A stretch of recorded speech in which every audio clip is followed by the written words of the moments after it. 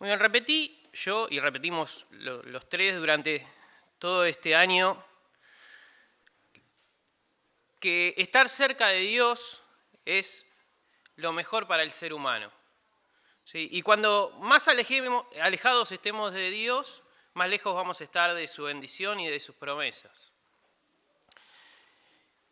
Y Job nos enseña que estar cerca no siempre es garantía de tener una vida de bienestar.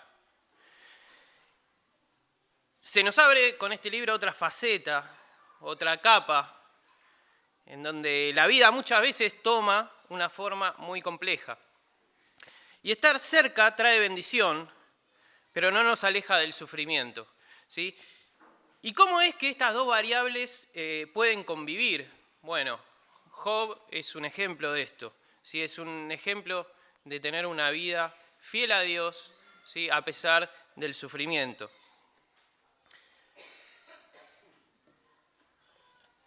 Vamos a empezar con las diapositivas.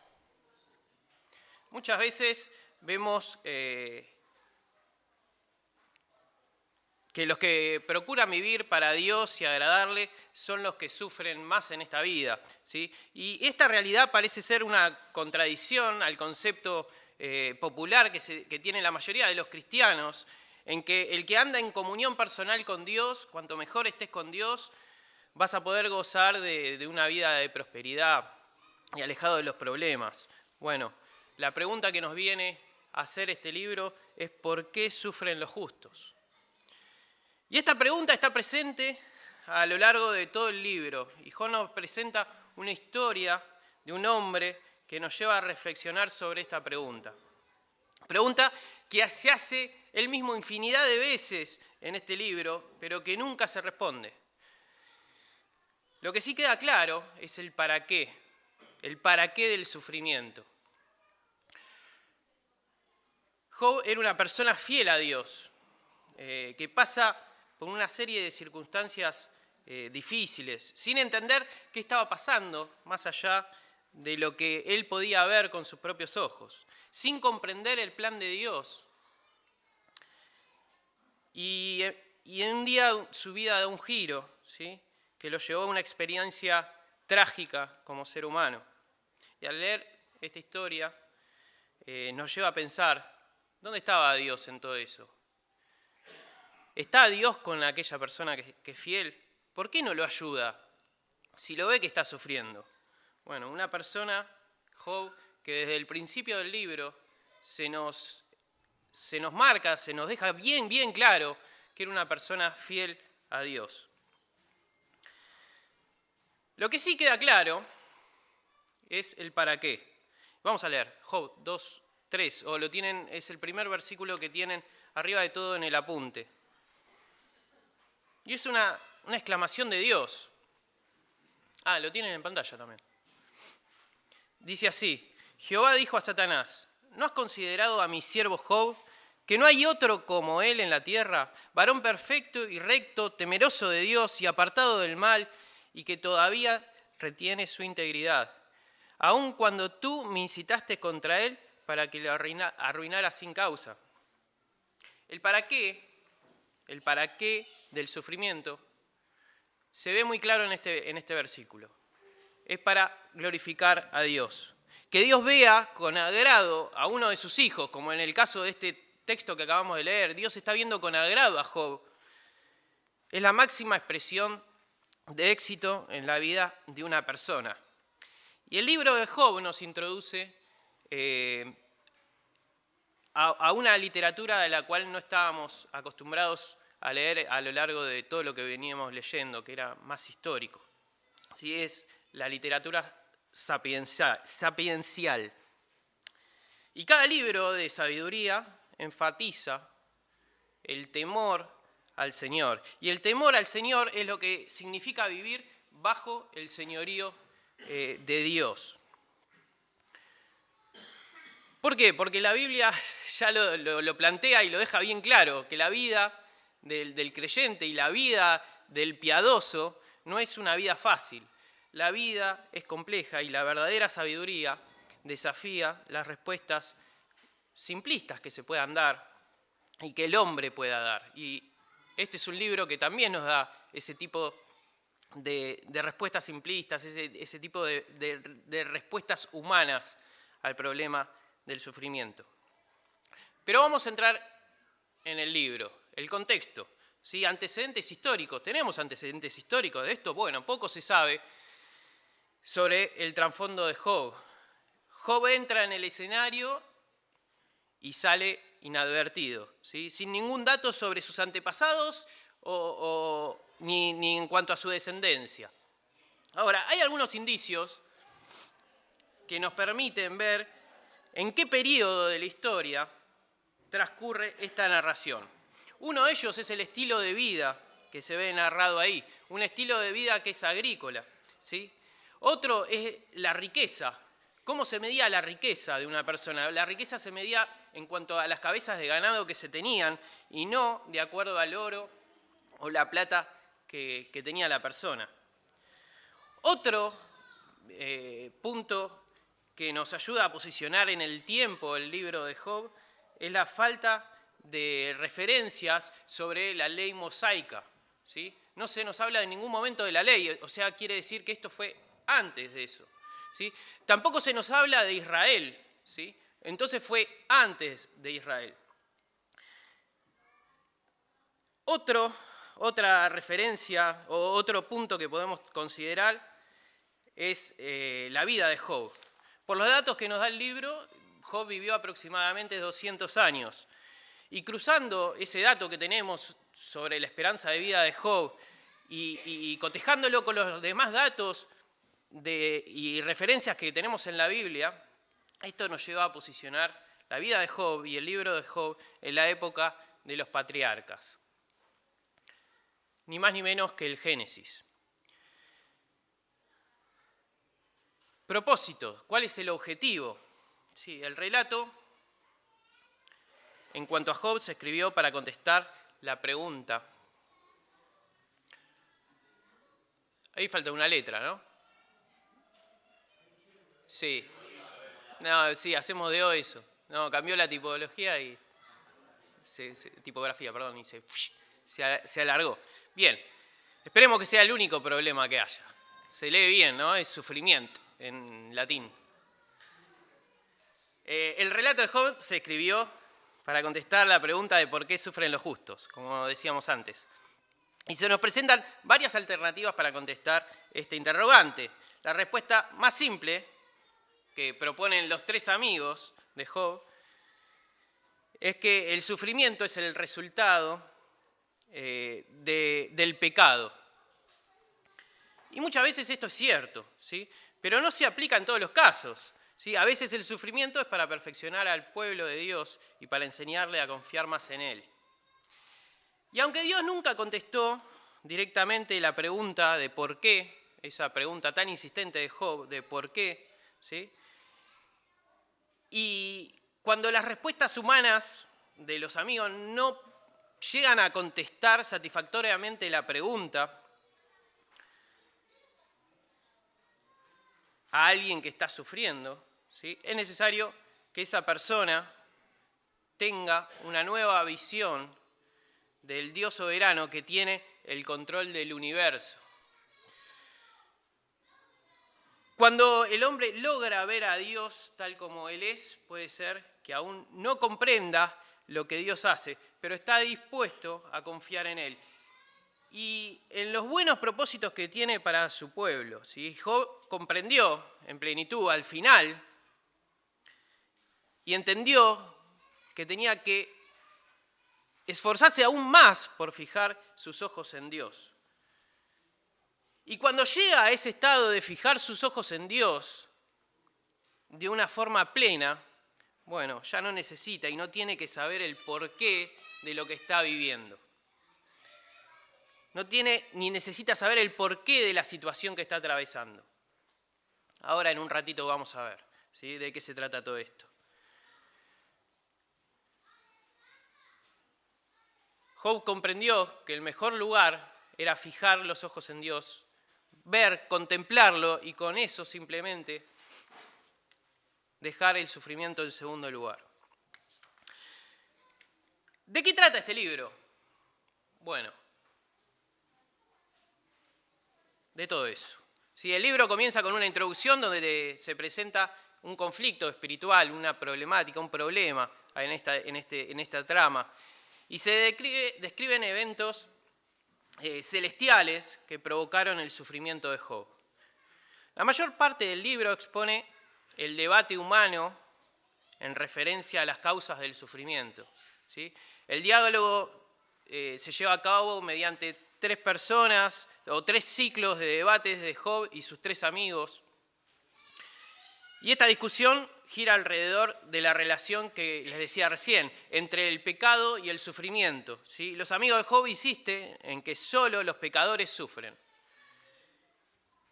Y a Job no le convence esto, ¿sí? Y protesta porque él es inocente, ¿sí? Y de cualquier manera él está atravesando ese momento de sufrimiento. ¿Sí? Y cuando este debate de los 3 amigos no llega a ningún lado, no llega a ningún puerto, aparece otra persona, Eliú, que interviene para demostrar que el sufrimiento es el medio que Dios emplea para edificación y purificación de sus hijos. ¿Lo hizo de la mejor manera Eliú? Seguramente no, ¿sí? Pero después lo vamos a ver. Al fin de que todas estas personas le dan una óptica humana sobre el sufrimiento a Job y el motivo del porqué que tanto él quería, ¿sí? Al fin de eso Dios interviene para dar la última palabra en cuanto al tema. Sin embargo, Dios no contesta directamente la pregunta de Job. Dios deja ver su grandeza a Job. Y Job, al ver la grandeza del Dios y ver a Dios tal como Él es, por medio de los ojos de la fe, queda satisfecho, ¿sí? Y no hacía más falta ninguna explicación. Job se queda callado. Y el relato concluye con una descripción de la restauración de Job, que es el último punto, y las bendiciones que Dios le da una vez pasada la prueba. ¿Sí? Pero vamos a ir punto por punto viendo algunas cuestiones puntuales para entender el concepto general del libro. En primer lugar, empieza con un prólogo. Vayan buscando Job 1. ¿Sí? En el prólogo, ¿qué se plantea? Bueno, en esta introducción se plantea al protagonista, se lo enseña al protagonista y las circunstancias que llevaron al problema que desarrolla toda la trama, todo este drama del libro de Job. Vamos a leer Job 1:1. Hubo en la tierra de Ur un varón llamado Job, y este era hombre perfecto y recto, temeroso de Dios y apartado del mal. Y le nacieron 7 hijos y 3 hijas. Su hacienda eran 7.000 ovejas, 3.000 camellos, 500 yuntas de bueyes, 500 asnas y muchísimos criados. Y era aquel varón más grande que todos los orientales. E iban sus hijos y hacían banquetes en sus casas, cada uno en su día, y enviaban a llamar a sus 3 hermanos para que comiesen y bebiesen con ellos. Y acontecía que, habiendo pasado en turno los días del convite, Job enviaba y los santificaba, y se levantaba de mañana y ofrecía holocausto conforme al número de todos ellos. Porque decía Job, ¿quién habrá pecado? Quizás habrá pecado mis hijos y habrán blasfemado contra Dios en sus corazones. De esta manera hacía todos los días. Lo primero que se nos presenta en el libro es una descripción de Job. Se nos dice que Job era perfecto, era recto, era una persona piadosa, ¿sí? Una persona que se ocupaba en glorificar a Dios día a día, ¿sí? De las maneras que podía. Y este prólogo nos introduce a los lectores en otro nivel de la realidad, ¿sí? En otros acontecimientos que estaban pasando en simultáneo, pero en otro ámbito, en la misma presencia de Dios, ¿sí? Y dice el versículo 6, sigue la lectura. Un día vinieron a presentarse delante de Jehová los hijos de Dios, entre los cuales vino Satanás. Y dijo Jehová a Satanás, ¿de dónde vienes? Respondiendo Satanás a Jehová dijo, de rodear la tierra y de andar por ella. Y Jehová dijo a Satanás: ¿no has considerado a mi siervo Job, que no hay otro como él en la tierra, varón perfecto y recto, temeroso de Dios y apartado del mal? Mientras Job estaba en la tierra tratando de glorificar el nombre de Dios, tiene lugar una conversación muy notable en el cielo entre Dios y Satanás. Una conversación que está en toda la vida de Job oculta a su persona, ¿sí? Él no sabía de esta conversación, en la que Dios se enorgullece delante de Satanás, de Job, ¿sí?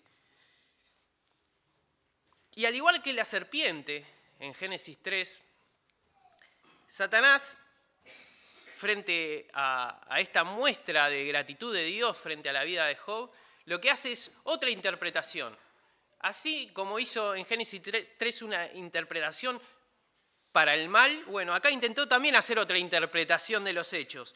¿Y cuál era la interpretación de Satanás? Claro, Job temía y era una persona tan fiel a Dios, ¿sí?, por todo lo que Dios le había dado, por todo lo que tenía, por toda la prosperidad que Dios le había proporcionado y por la protección que Dios hacía sobre esa persona que tanto lo enorgullecía. Sigue diciendo, versículo 9, respondiendo Satanás a Jehová, dijo: ¿acaso teme Job a Dios de balde? ¿No le has cercado alrededor a él, a su casa y a todo lo que tiene? Al trabajo de sus manos has dado bendición, por tanto, sus bienes has aumentado sobre la tierra. Pero extiende ahora tu mano y toca todo lo que tiene, y verás si no blasfema contra ti en tu misma presencia. Versículo 12, dijo Jehová a Satanás: he aquí, todo lo que tiene está en tus manos, solamente no pongas tu mano sobre él. Y salió Satanás de delante de Jehová. El Señor accedió a la petición de Satanás. Probá sacándole todo, a ver cómo reacciona. Le permitió tocar sus posesiones, le permitió tocar su familia, sus hijos, ¿sí?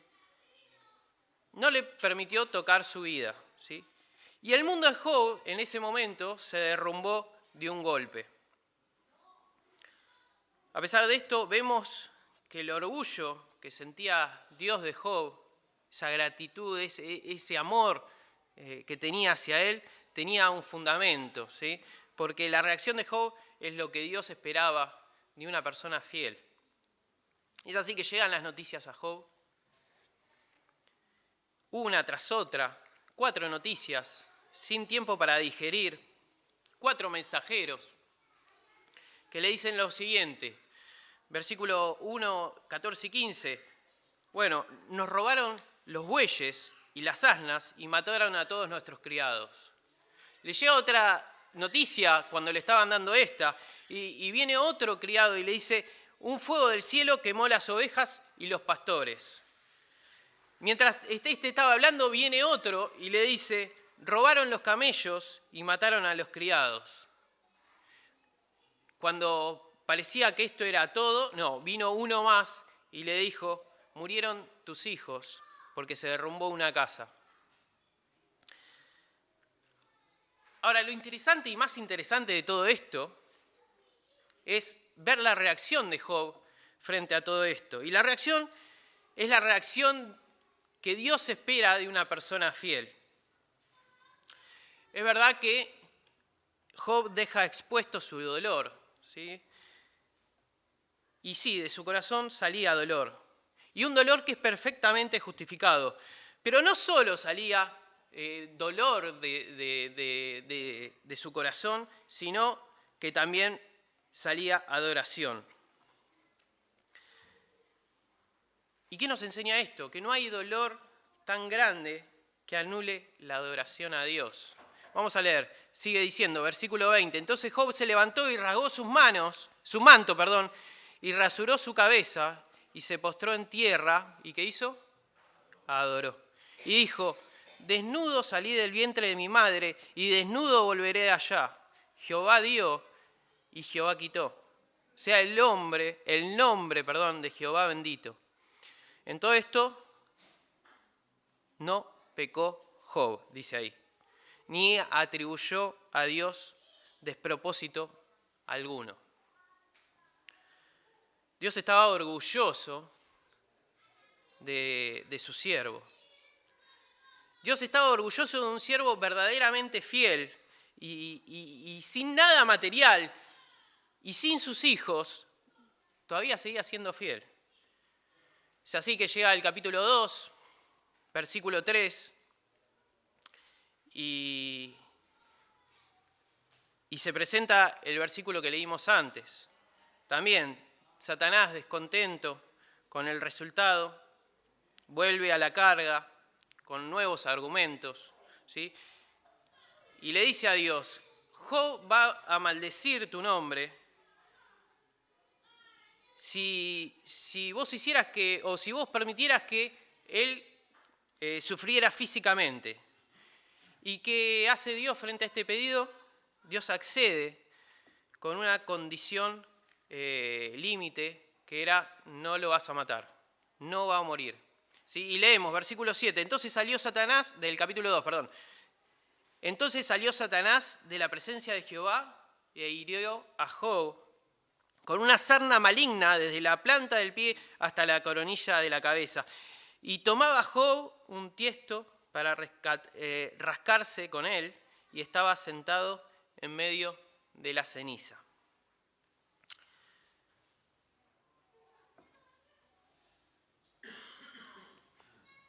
Su propia mujer, su propia esposa, le recomendó que maldijese a Dios y que muera a causa de eso. Pero Job se mantuvo fiel, aceptando todo lo bueno y todo lo malo. Dice el versículo 10 del capítulo 2, le contesta Job a su esposa: ¿recibiremos de Dios el bien y el mal no lo recibiremos? En todo esto, dice de nuevo la palabra, no pecó con sus labios. Esta narración nos hace partícipe de una perspectiva oculta para el hombre, de un diálogo entre Dios y Satanás que está alejado del conocimiento de Job. Y estos breves diálogos muestran que el sufrimiento y el dolor que estaba atravesando Job fue idea y fue obra de Satanás. Job no sabía esto, por eso atribuye sus circunstancias al Señor, como leímos en el versículo 10. Ahora, hay una diferencia, y hay que diferenciar los propósitos y las motivaciones del Señor y los de Satanás frente al sufrimiento. Para Satanás el sufrimiento es para fracaso y para destrucción de la persona, ¿sí? Para Dios, el Señor permitió que Job sufriera para demostrar al consejo celestial, a aquellos que estaban observando y que conocían el orgullo de Dios frente a la vida de Job, frente a ese consejo celestial, la belleza y el brillo de la fe que tenía Job. Podemos sacar y ver como conclusión que el sufrimiento da gloria a Dios. Dios estaba viendo a su hijo, a su siervo, y estaba satisfecho con lo que estaba viendo. ¿Sí? La Biblia muestra a personas reales en la vida real y que sufren realmente. ¿Sí? Job empieza todo el libro a lamentarse, ¿sí? Y la respuesta de Job a las tragedias que le estaban pasando es nunca maldecir a Dios, sino que empieza en el capítulo 3 a maldecir el día que nació. ¿Sí? Y empieza a preguntarse el porqué de todo de todo, ¿sí? Sobre todo, ¿por qué vivió? ¿Por qué nació? ¿Por qué su vida continuaba? En el 3:20 al 26. Pero si algo queda claro es que Job no peca con sus palabras ni incrimina a Dios. Él quiere entender. Y es así que en este querer entender llegamos a la segunda parte de este libro, que es el razonamiento humano, y es desde el capítulo 3 al 37, en donde personas se arriman a Job y le plantean sus posibles por qué, ¿sí? Los amigos de Job hablan varias veces, 2 veces, en el mismo orden, y cada discurso o cada consejo que le da es seguido por una respuesta de Job. Y comienzan después de estas 2 exposiciones cada uno, una tercera exposición, pero solo los 2 primeros amigos hablan antes de que Job entre en una discusión, en un discurso más largo. Y Zofar, el tercero de estos amigos, nunca da el tercer discurso. Las 3 personas estas son Elifaz, Bildad y Zofar. Y entre los 3, y desde una perspectiva humana, intentan entender y explicar lo que está pasando, lo que le está pasando a Job. Y en algunos puntos de estas afirmaciones dicen verdades, y son afirmaciones verdaderas. Pero estas afirmaciones verdaderas de los amigos de Job se hacen desde un marco religioso diferente al de Job. El de ellos, el de estos 3 amigos, es un universo mental en el que existe una ecuación estricta entre la justicia y la retribución. Y no dejan en ningún momento lugar a la misericordia, ¿sí? No dejan lugar al misterio que puede tener Dios. Y tampoco dejan lugar para la soberanía de Dios.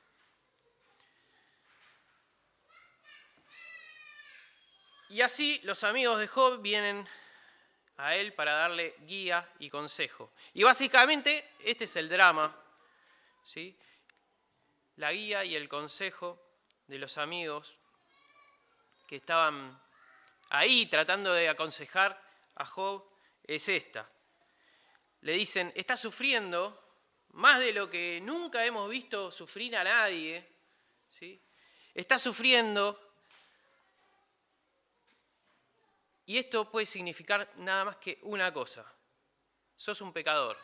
Y por el grado en que estás sufriendo, seguramente sos el pecador más grande de este mundo, ¿sí? Lo que necesitas hacer es confesar tus pecados y arrepentirte delante de Dios. Esto es lo que plantean en línea general los 3 amigos. Y Job está ahí, quebrado, dolorido, ¿sí? Y en su interior no apoyaba la argumentación de sus amigos porque no se encuentra, ni sabe él, viendo su vida, qué confesar, ¿sí? Pero sí entiende, durante todos los discursos, que el sufrimiento no necesariamente es una retribución como castigo, ¿sí? Él dice, hay muchas personas malas que no la están pasando como yo, ¿sí? Los amigos de Job son de poco consuelo, lo acusan de que Job es orgulloso, lo acusan de que Job es arrogante, de que Job es una persona presumida, lo acusan de estar ocultando algo, ocultando algún pecado, porque piensan que de alguna forma hay que explicar lo que le estaba pasando a Job. Y Job sufre, no entiende por qué, se pregunta una y otra vez el por qué, pero si algo queda claro es que Job espera en Dios. Y a lo largo de todo este periodo de sufrimiento, en mayor o en menor medida, o en mayor o menor confianza, a través de este proceso, Job logra mantenerse fiel. Vamos a leer, capítulo 13. Capítulo 13, versículo 15.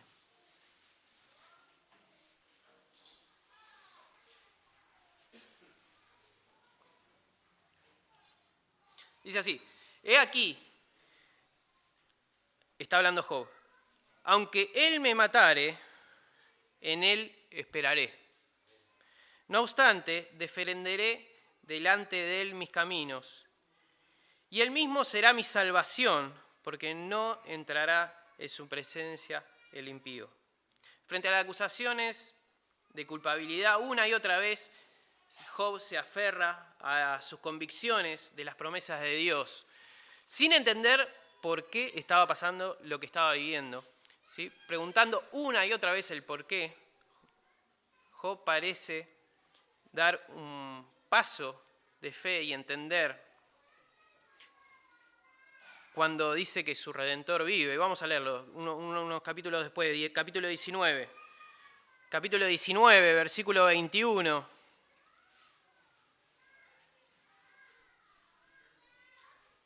Entre sufrimiento y sufrimiento, Job dice esto a sus amigos. Oh, vosotros mis amigos, tened compasión de mí, porque la mano de Dios me ha tocado. ¿Por qué me perseguís como Dios? Y ni aún de mi carne os saciáis. ¿Quién diese ahora que mis palabras fuesen escritas? ¿Quién diese que se escribiese en un libro? Que con cincel de hierro y con plomo fuesen esculpidas en piedra para siempre. Y dice el versículo 25, yo sé que mi Redentor vive, y al fin se levantará sobre el polvo, y después de deshecha esta mi piel, en mi carne he de ver a Dios, al cual veré por mí mismo, y mis ojos lo verán, y no otro, aunque mi corazón desfallece dentro de mí. La teología de Job se basa en esperar en Dios a pesar de las circunstancias. Lo que no lleva a no preguntar. Él pregunta, pero espera confiado en Dios, a pesar de lo que estaba viendo. ¿Y la de sus consejeros? ¿Cuál es la teología de los amigos? Bueno, explicar desde una perspectiva humana la razón del presente. Esta esperanza que lleva Job en el momento donde el dolor era inaguantable, no se podía ni respirar, bueno, a confiar y en que todo va a mejorar, ¿sí? ¿Qué lo lleva a eso? Bueno, la confianza de Job no se basa en lo que estaba esperando en la vida presente, ni esperar en que la vida presente mejore, sino en la fuerte esperanza de que un día la vindicación vendrá. Aún después de que la vida termine. En ese momento, cuando esto deje de existir, leímos recién, he de ver a Dios, al cual veré por mí mismo, y mis ojos lo verán.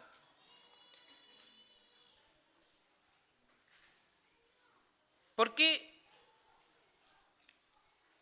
esta vindicación final que está esperando no es necesariamente en esta vida? Sí, tenemos la promesa que esa vindicación final va a venir un día, en el día que todo será transformado. Y Job estaba esperando esta vindicación futura a pesar de ese sufrimiento presente que estaba atravesando y sufriendo, ¿sí? El dolor no era poco.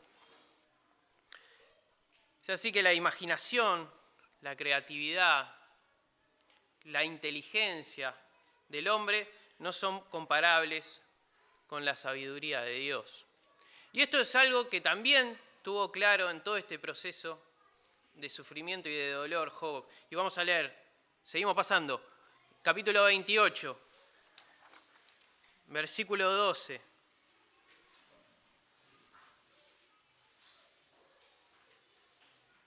Porque en ese momento de sufrimiento, en ese momento de dolor, en ese momento de mucha incertidumbre y preguntas, Job tiene la claridad para entender algo sobre la sabiduría. Dice así el versículo 12. Mas, ¿dónde se hallará la sabiduría? ¿Dónde está el lugar de la inteligencia?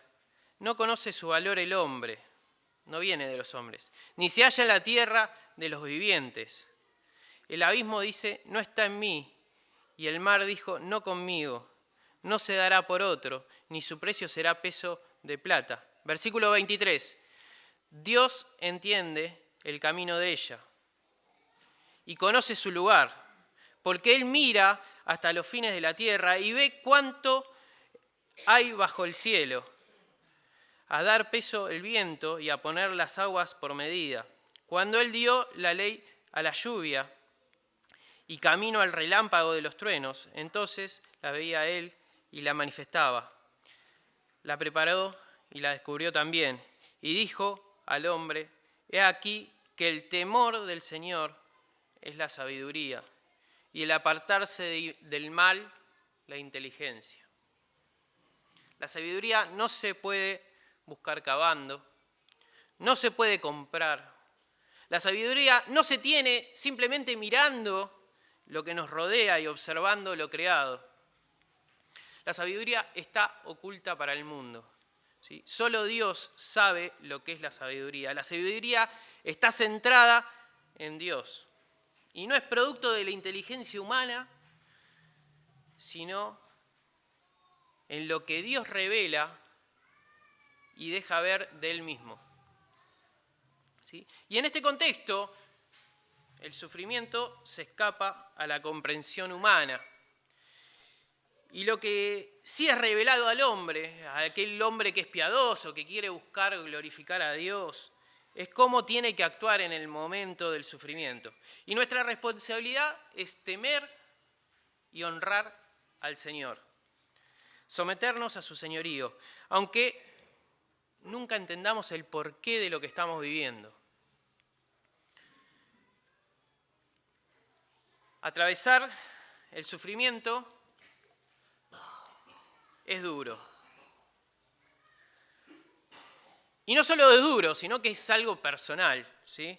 Tan personal que podés estar rodeado y sentirte solo. Y Job se sentía abandonado, completamente abandonado, se sentía solo y estaba en una profunda tristeza incalculable. Y en ese momento clama por ayuda. Pasamos, capítulo 30. Capítulo 30, otro texto conocidísimo. Capítulo 30, versículo 20, dice: clamo a ti y no me oyes, le dice Job a Dios. Me presento y no me atiendes. Te has vuelto cruel para mí. Con el poder de tu mano me persigues. Me alzaste sobre el viento, me hiciste cabalgar en él y disolviste mi sustancia. Porque yo sé que me conduces a la muerte y a la casa determinada a todo viviente. Está ahí nomás. Una cosa es lo que Job estaba sintiendo, pero si hay algo que nos deja ver el libro es que Dios no abandona nunca a los suyos. Gracias a que tenemos esta visión del cielo y tenemos esta visión de la tierra, de lo que pasa en toda la historia de Job, lo que podemos ver es que Dios no abandona a los suyos. Y Job en su sufrimiento pide por Dios, quiere exponer su caso ante Dios, quiere una audiencia con Dios, pero Dios en su soberanía lo hace esperar un poco más. En ese momento en donde los amigos dejan de hablar, en donde Job quiere una respuesta de Dios y no llega, aparece otro personaje que es Eliú. Un joven que estaba ahí, que estuvo escuchando todo, que estuvo viendo todo, y que ahora quiere hacer su aporte, quiere dar su punto de vista, ¿sí? Y con algunas verdades, pero que las da de una manera un tanto insensible, un tanto farisaica, tampoco llega a ser la palabra de consuelo que Job necesitaba. Job quería la respuesta de Dios. Y Job estuvo pidiendo un encuentro con Dios y en un momento lo consigue. Dios se lo da. ¿Sí? Y está Job diciendo: ¿por qué? ¿Por qué? ¿Por qué? ¿Por qué me pasa todo esto a mí? ¿Por qué me pasa todo esto a mí? Y un día Dios le responde. Ahora, ¿es la respuesta que Job esperaba la que le da Dios? No, no es la respuesta que Job esperaba. Pero sí es la respuesta que Job necesitaba. Es así que llegamos a la tercera parte del libro, que es la revelación divina. Es cuando Dios habla. Y el clima del libro llega cuando Dios se encuentra con Job y empieza a hablar. La respuesta de Dios se compone de una batería inmensa de preguntas. ¿Sí? La pregunta de Job es respondida por cientos de preguntas de Dios, ¿sí? Que llevan todas esas preguntas a reflexionar a Job. Pregunta tras pregunta muestran a un señor que es soberano, que creó y dirige el mundo. Y por medio de estas preguntas, Dios deja ver un pedacito de su grandeza. Y frente a esto, Job queda sin palabras. Por ejemplo, empieza diciendo el capítulo 38, ¿quién es ese que oscurece el consejo con las palabras sin sabiduría? ¿Dónde estabas tú cuando yo fundaba la tierra? ¿Quién ordenó sus medidas, si lo sabes? ¿Quién extendió sobre ella cordel? Otras preguntas. ¿Quién puso la sabiduría en el corazón? ¿O quién dio el espíritu inteligencia? ¿Quién puso por cuenta los cielos con sabiduría? ¿Cazabas tú la presa del león? ¿Saciaba el hambre de los leoncillos? Un montón de preguntas, pregunta tras pregunta, pregunta tras pregunta, lo que deja ver a Job que Dios es soberano, ¿sí? Que creó y dirige el mundo. Y en ese momento que Job creía saber de Dios, frente a tremenda exposición, que ustedes pueden leer capítulo 38, capítulo 39, frente a tremenda exposición, Job lo único que pudo hacer es quedarse callado. Y llegamos al versículo 40, después de todas estas preguntas tras preguntas, y el versículo 4, lo leo acá que lo tengo más grande, dice así, he aquí que yo soy vil. ¿Qué te responderé? Le dice Job a Dios. Mi mano pongo sobre mi boca. Una vez hablé, mas no responderé. Aún dos veces, mas no volveré a hablar. Job no pudo decir nada frente a tremenda demostración de soberanía que Dios le planteaba. Job pensaba que sabía sobre Dios, pero se dio cuenta de que no. Pero Dios no terminó ahí, ¿sí? Y Dios vuelve a desafiar a Job. Job creía saber no solo sobre Dios, sobre la creación, sino que Job también creía saber sobre la justicia. Es más, el capítulo 29, él dice por qué él se considera a sí mismo justo, ¿sí? Job creía saber sobre justicia.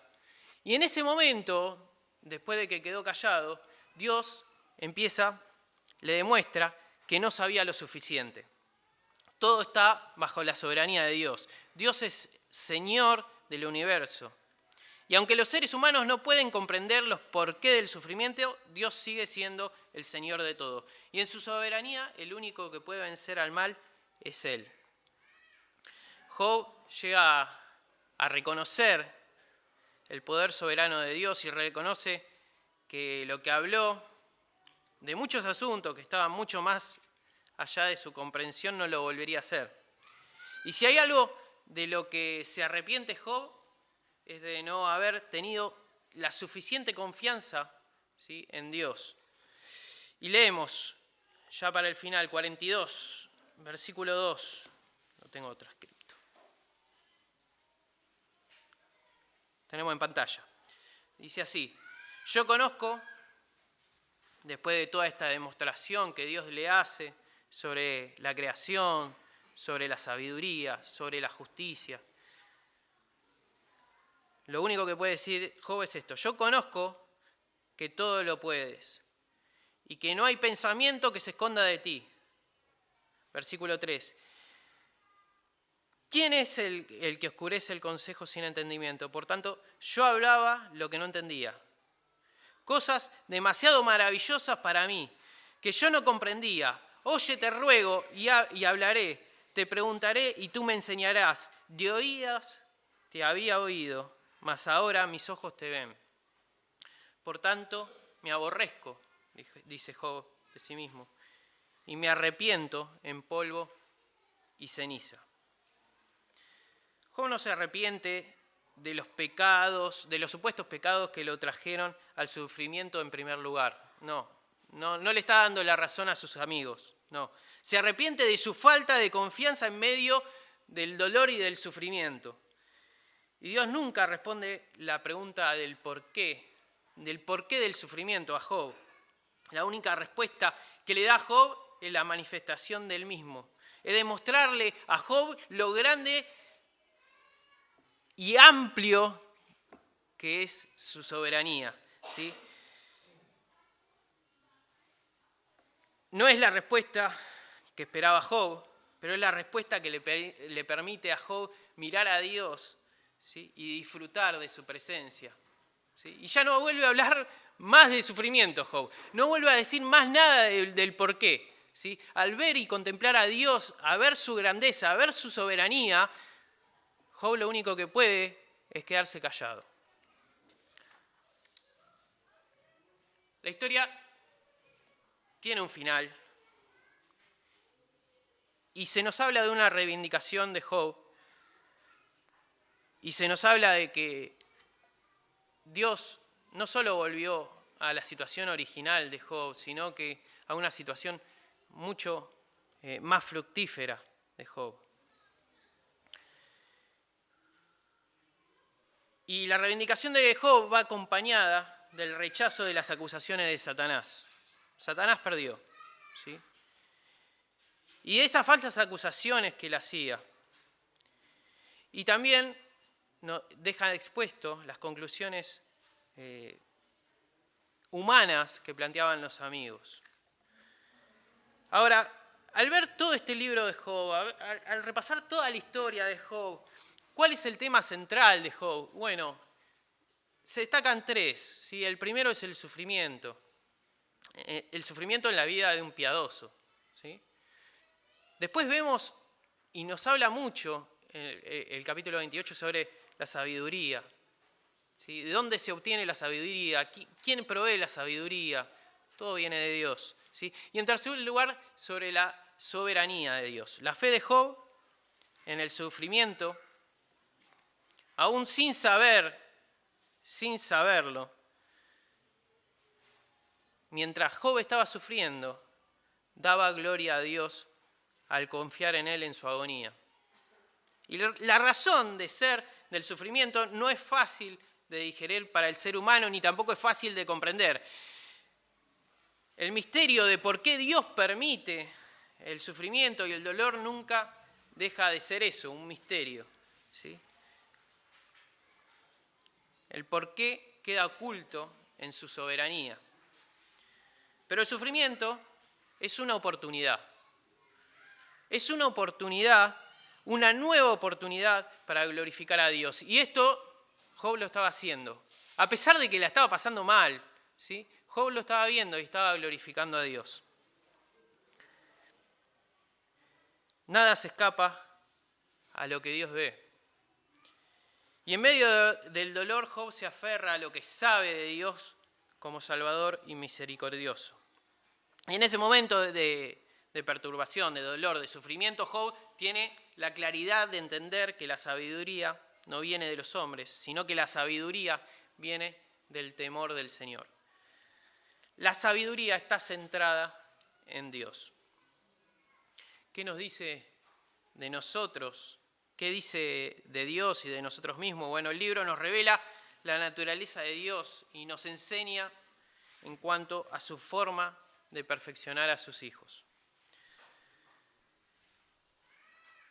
Por eso nos debe ayudar a aprender cuál tiene que ser nuestra actitud a la luz de la revelación divina. Job plantea un ejemplo claro, concreto, realista de un conflicto espiritual en el que todos participamos en este mundo. Y aunque sin saberlo, mediante su experiencia, Job participó en un conflicto mucho mayor, ¿sí? El enfrentamiento entre Dios y Satanás para controlar la vida de los hombres.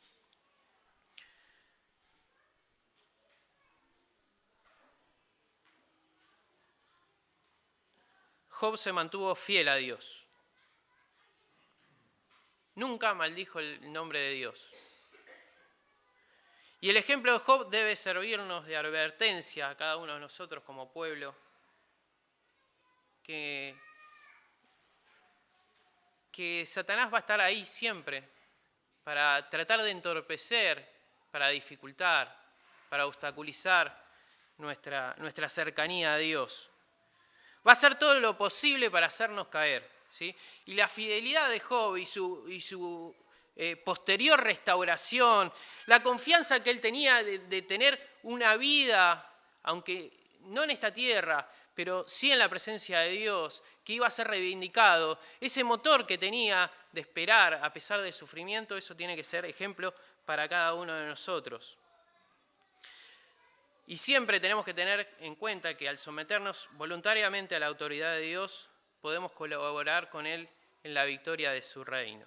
Terminamos con una cita, ¿sí?, de esa persona que ni Rubén ni yo podemos decir su apellido, el señor Thomas, ¿sí? Dice así: lo que hace que la vida valga la pena no es la ausencia del sufrimiento, sino la relación con el Dios vivo. Es ver al rey en su belleza. Y eso es lo que pasó con Job, ¿sí? Él, con este intercambio que tuvo con Dios, pudo ver la grandeza de Dios, pudo contemplar la soberanía de Dios, pudo entender que es el Dios que controla, dirige todo y permite todo, y pudo gozarse en la belleza de su rey, ¿sí? Que sea también esto una realidad en nuestras vidas, ¿sí? Que frente al sufrimiento, que frente a las dificultades, podamos simplemente, más allá de preguntarle a Dios el porqué, ¿sí?, ver a Dios, contemplarle a Dios, entender de su soberanía, entender de sus capacidades y esperar en Él y gozar de la espera en el sufrimiento.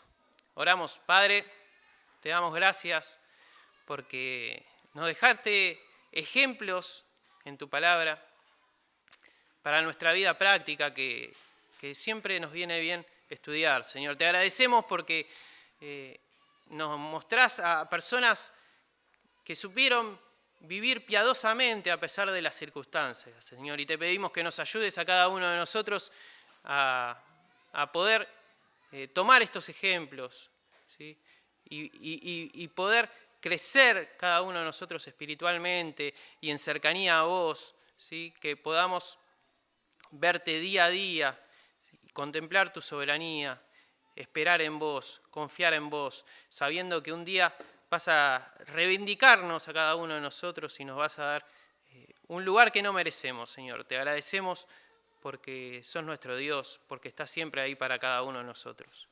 Pedimos que tú nos acompañes durante este día en las demás actividades que tengamos, ¿sí?, y que podamos este domingo poder pensar, contemplar y en agradecerte por la inmensa